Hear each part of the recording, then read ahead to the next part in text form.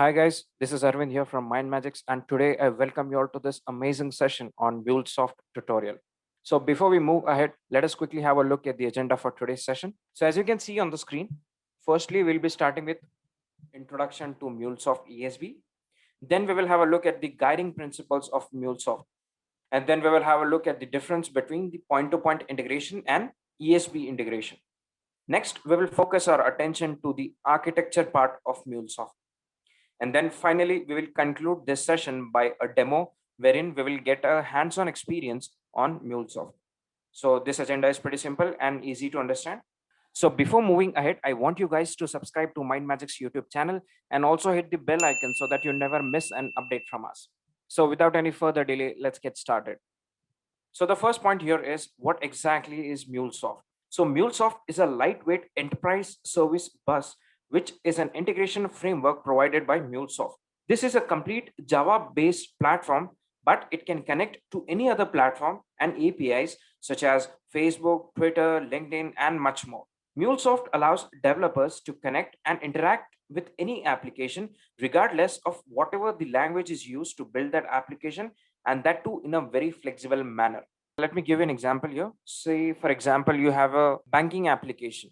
Okay. And for that banking application, you have, there's front end and there's back end as well.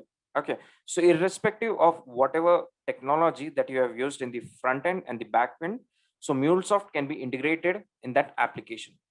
Okay. So how to integrate MuleSoft in any particular application, we will see that in the later part of this session. So MuleSoft builds an active communication channel between the integrated application to send and exchange data over a reliable and a secure platform. Okay. So this is an overview of what exactly is MuleSoft. So now you guys must be wondering, why at all do we need ESB or the enterprise service bus? Okay. Okay, so the first reason here is integrating multiple applications on a single platform.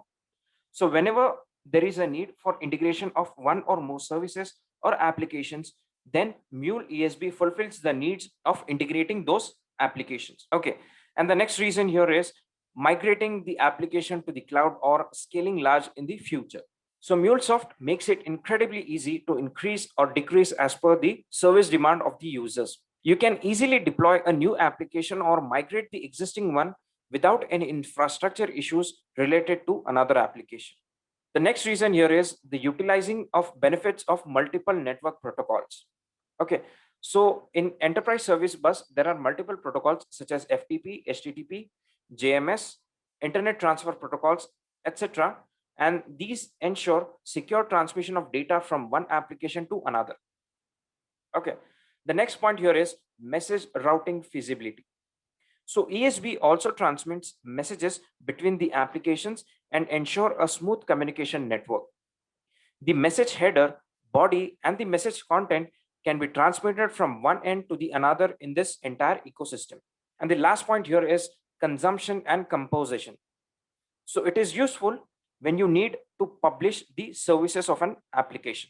So these are the various reasons why you need ESB in your application. So the next point that we are going to discuss is the guiding principles of MuleSoft ESB.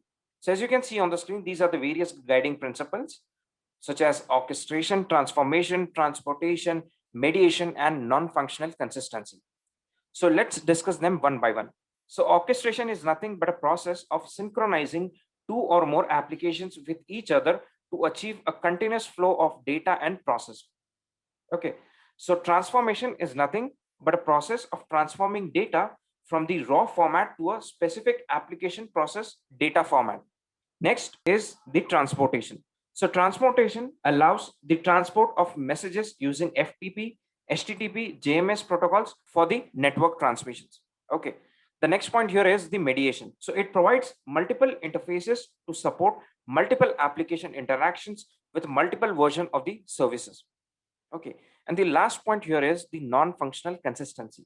So this guideline ensures the mechanical support for handling the transactions and the security within the integrated environment. So these were the guiding principles of MuleSoft ESB.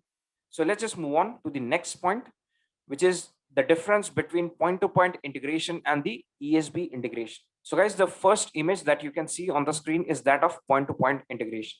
So for a middle or a higher level application, the number of integration increases rapidly with the requirement to provide services, web hosting, messaging, database manipulation, storage, and many other related concerns.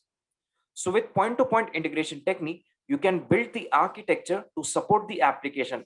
But at the same time, the architecture will become complex when the number of applications increase. Also, point-to-point integration has allotted restrictions over platform compatibility and language support. Okay, so these were the disadvantages of using point-to-point integration. And the next image that you can see on the screen is that of ESB integration. Okay, so the restrictions of connectivity to a different platform and the complexity of the multiple application integration creates the need for MuleSoft Enterprise Service Bus. So MuleSoft ESB provides world-class flexibility to integrate without having concerns about the language support and compatibility issues with different application architectures. So MuleSoft ESB enhances the reusable capability of the application by encapsulating functionalities together into a single platform. So in this way, applications can be easily integrated together in a synchronized manner, as you can see in the image here. Okay, so as you can see in the image, Mule ESB consists of two components for managing the integration. The first one is the service registry. Okay, so all the services exposed to Mule ESB are stored, registered, and published from the service registry. It is a repository that allows you to consume and access services and application capabilities as per your requirements. And next you have is centralized administration. Okay, so it is a transparent administration unit where all the access and capability of the application through services get controlled and monitored as a centralized unit of services. Okay, so I hope the difference between point-to-point integration and ESB integration is very clear to you. So now let's just move on to the next point, which is nothing but the MuleSoft architecture. Okay, so MuleSoft follows three-layer architecture for application integration and data processing. And these three layers are application layer, integration layer, and transport layer. Okay, so guys, please refer to the image that you can see on the slide right now. Mule development can be configured and customized in three categories of tasks. The first one is the service component development. So this task involves encouraging the reusability of the POJOs, which is nothing but plain old Java objects, and the Spring Beans. Developers who have the Spring development knowledge can easily understand the POJO and the Spring Beans usabilities. So POJO, or the plain old Java object, is a Spring generated class which allows the use of get and set methods along with cloud connectors. So Spring Beans contains business logic for the application development and message enrichment.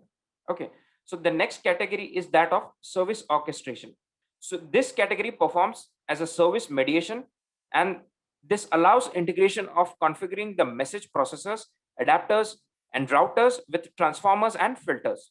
The next point that we're going to discuss is the integration. The integration of various applications is crucial for large-scale application development process. It gives great flexibility to connect over many differently built applications, regardless of protocols that are used by them. Okay, so using the transport method simply allows the messages to travel from one end to the another in the source and the destination channel.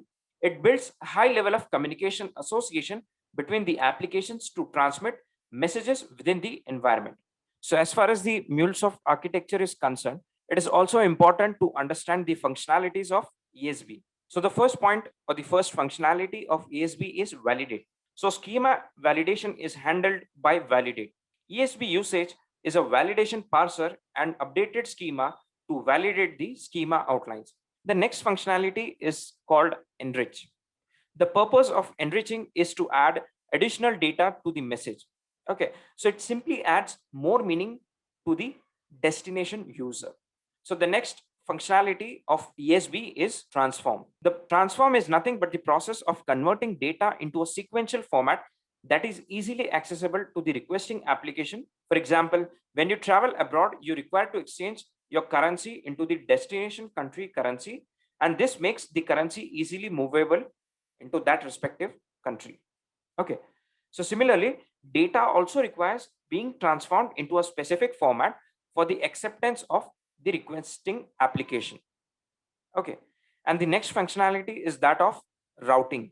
So you can call it an endpoint or a gatekeeper of the service, which provides a route to the service so that it is easy to commute between the source and the destination.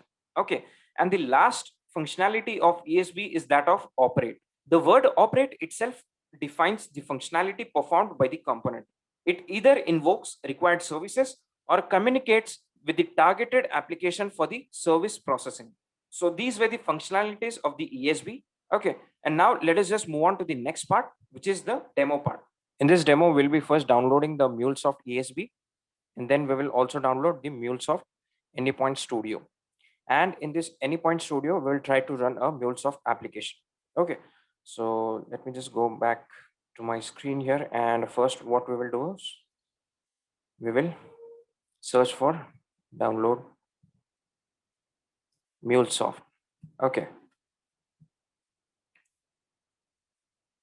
Okay. So first what we'll do is we'll download this Mule4 standalone application. Okay. So you just have to click on agree to these terms and conditions, and then you have to download it. Okay. So I have already downloaded it on my system, and as you can see here, JDK is required on your system. Okay. So now after downloading the standalone application of Mule4, you also have to download this Anypoint Studio. Okay. So here you have to just select the operating system and click on agree, and you have to download it. Okay. So I've already finished downloading this Anypoint Studio as well. Okay. So I have this on my system. Okay. So if I go to downloads, so as you can see here, I've already downloaded this Mule Enterprise standalone application. Okay. So what you have to do is for this application, you have to set the environment variables. Okay. So let me just select this path here, C users, and this all the way till here, Mule Enterprise standalone 4.3.0. Okay. So you just have to select this, and what you have to do now, you have to go on your command line. Okay. So here what you have to do, you have to write set and then mule underscore home. Okay. So you are basically setting the environment variables for MuleSoft. Okay. And inside double quotes, you have to enter this path that we copied in the previous step. Okay. And just hit enter. That's it. Your environment variable has been set for Mule home. Okay. And once you do that, next what you have to do is you have to go to the Anypoint Studio. Okay. So this Anypoint Studio, you have to unzip it in the C drive of your system. Okay. And once you do that, you have to click on Anypoint Studio and you have to click on this application file here. Okay. So let me just click on this. Okay. So select a directory as workspace, studio workspace. Okay. Launch.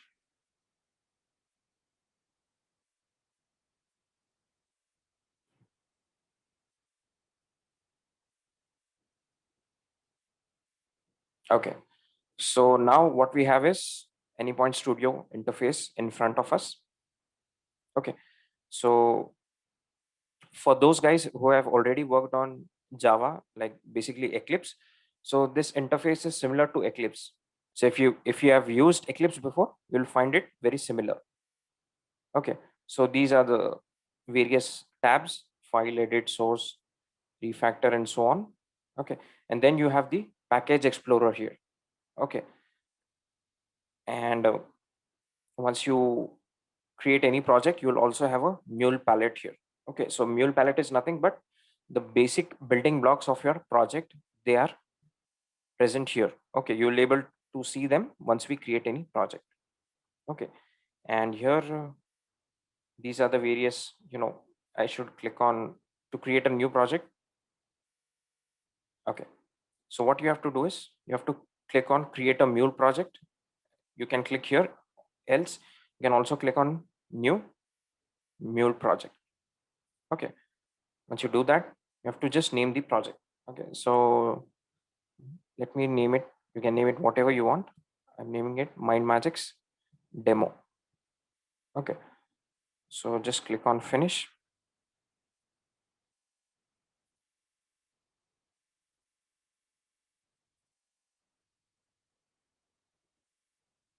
Okay, okay, so there are two themes here.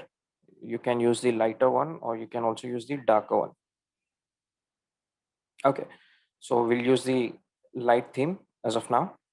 Okay, so this is the package explorer. Like we have the various, you know, folders here with respect to our project. Okay, so since we have named our project as Mind Magics Demo, so there's this file, Mind Magics Demo.xml file. Okay, and it is present inside the SRC main mule. Okay, so apart from that, we have the main Java, SRC main Java, SRC main resources. The project resources are present here. So any test cases with respect to project are present in this folder, SRC test Java. As I discussed earlier, it is similar to what we see in Eclipse. Okay, and then we have this munit for testing purposes.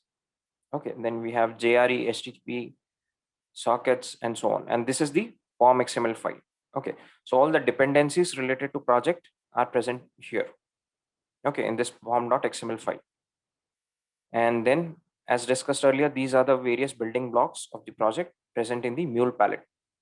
Okay, and then we also have this Mule properties console. Okay, if there are any errors in the project, they will be displayed here and this problems. Okay, so now what we will do is we'll execute a very simple project. Okay, so for that, what I'll do is I'll just click on HTTP here and we'll drag and drop this listener over. Okay, so before moving ahead, I forgot to tell you about this space. This space is nothing but canvas. Okay, so canvas is nothing but you just have to drag and drop any of the component from Mule palette over this canvas. Okay, so I just selected the listener and dragged it here on the canvas.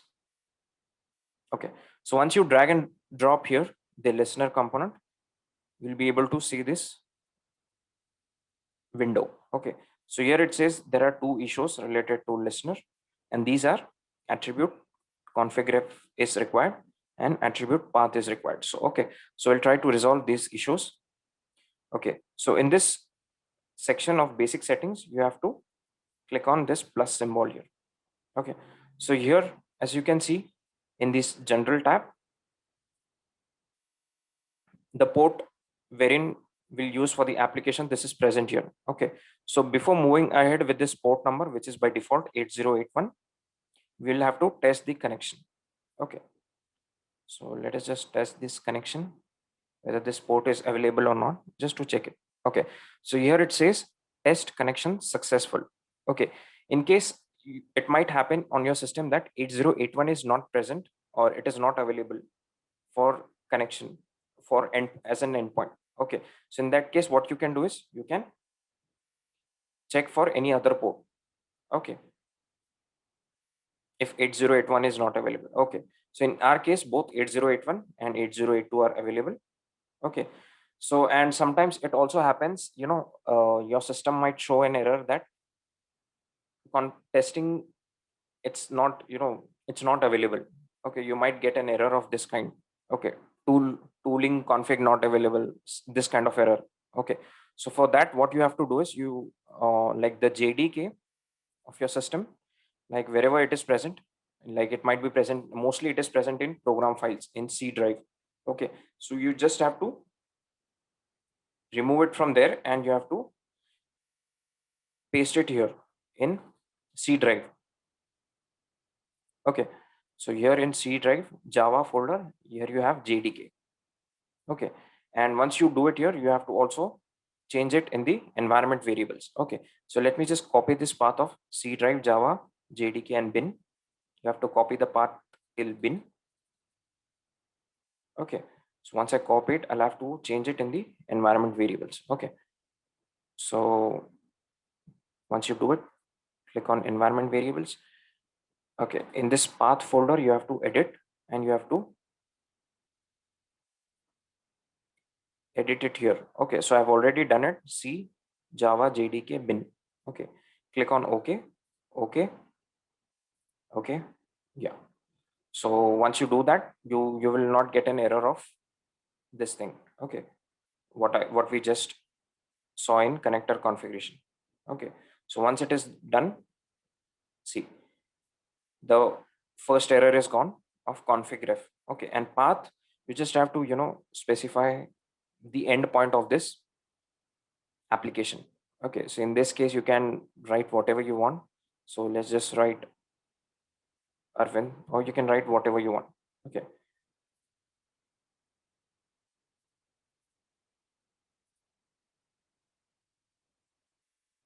okay, so this is the listener component, and apart from that, what we will do is we'll also get one. If you click on core here, and we will get another component, set payload.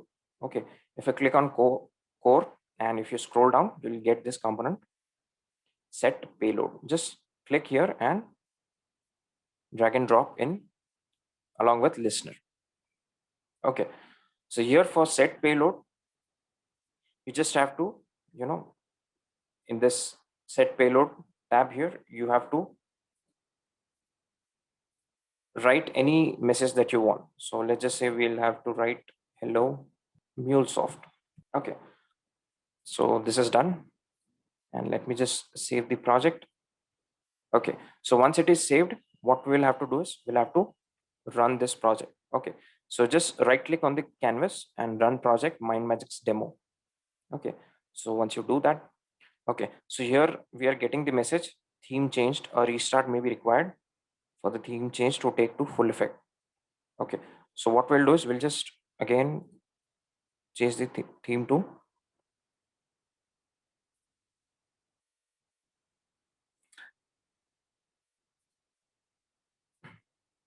okay.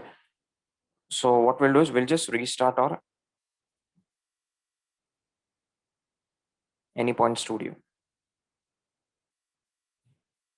Okay, guys. So I think it was unnecessary from my side to change the theme, and we wasted a few minutes in this demo. Okay, nonetheless, we are good to go, I guess. Okay, so here everything looks fine in this MindMagix demo. Okay, and now what we'll do is we'll just run this project MindMagix demo. Okay, and now we'll have a look at the console. Okay, here it says build success, launching a JVM.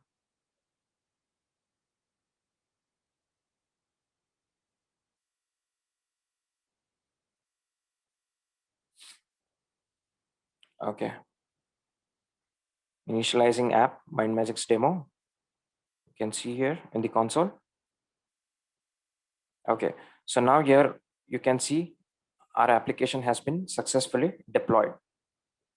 Okay, so just to test whether it runs perfectly or not, what we will do is we'll test the endpoint on Postman. Okay, so if you go to Postman here, and if you click on create a request. Okay, so what we'll do is we'll just enter the URL. Okay, http://localhost : our port number, if you remember, was 8081. Okay, and slash the endpoint that we mentioned for listener was, I guess it was Arvind. Okay, so we'll just click on send. Did I miss something here? Okay, HTTPS. Okay, so now as you can see here, our project has been successfully deployed. And now what we'll do is we'll just check our project, whether it runs successfully or not on the API part. Okay, so for that, I have downloaded Postman on my system. And here, if you open the Postman, and here you can see, click on create request. Okay, so just to check the endpoint of our project, what we'll do is we'll enter the URL. Okay, the URL in this case is http://localhost : the port number that we used for our project 8081 and the endpoint, which is Arvind. Okay, so once you enter this URL and if you click on send, so here as you can see the status is 200. Okay, 200 stands for successful HTTP request. Okay, so and you can also see the message that we had entered in the set payload. Okay, so this means everything is working smooth for our project and this project has been executed successfully. Okay, so I hope you guys have understood how do we create a project in AnyPoint Studio and how to use these components from Mule palette. You can use whatever components that you want as per your requirements. Okay, just it is very simple to use them. Just simply drag and drop and edit the details in this section. Okay, and once you're done with entering all the details that you want, you just have to right click and run the project.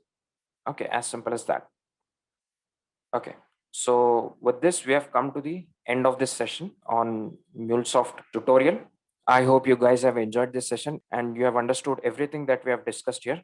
If you have any doubts related to this session, then you can write your queries in the comments box and my team is here to help you with all your doubts. Okay, till then, all the best and thank you.